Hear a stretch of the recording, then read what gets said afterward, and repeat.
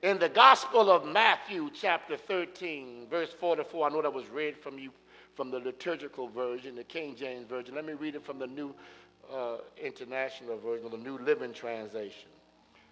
The kingdom of heaven is like a treasure that a man discovered hidden in a field.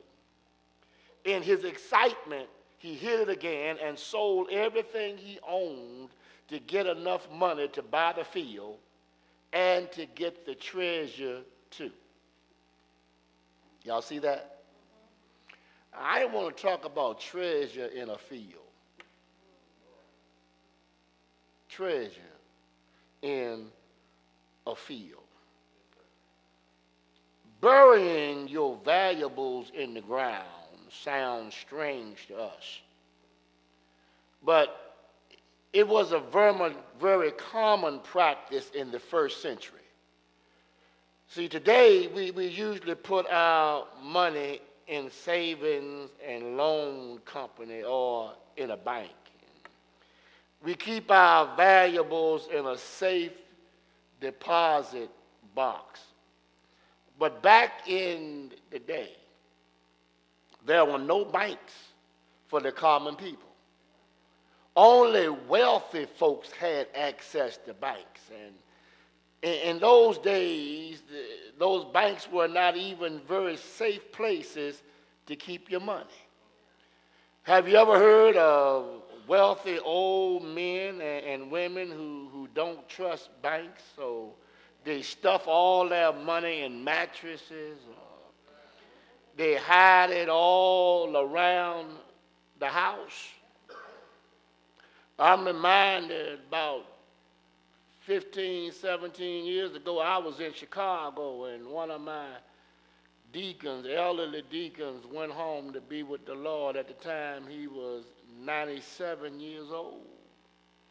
And he used to carry his great-great-great-grandson with him all the time. They used to ride together. If you saw one, you saw the other. And when the deacon Sturdivant died, the little boy, who was about 4 or 5 years old at the time, standing by the steps, told his mama, hitting on the wall, money, money, money. Saved, sanctified, baptized, filled with the Holy Ghost, folks, stop praying. Said what that boy said? Money, money, money. And his son said, I think we need to go in the wall. And they went in the wall, and they found in that section of the house some $32,000 in the wall. Well, so they decided if the 32 was in that side of the house, they better check the whole house. And they checked the whole house, and if I'm correct, they said they ended up with something like $80,000. And then one of the other sons said, well, maybe we better check the backyard. They dug up the backyard. And I'm saying this to say that they did so much discovering in that house that they couldn't stay in it after they got through. Yeah, tearing it up.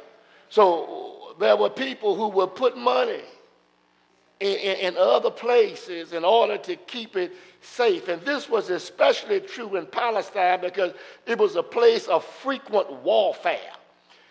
Burying their valuables protected them against any enemies who might raid their homes and try to steal everything. And remember in Matthew chapter 25, Jesus told a story about a master who gave some talents to his servants. A talent was a measure of money. And the first servant was given 5 talents. The second was given 2 talents.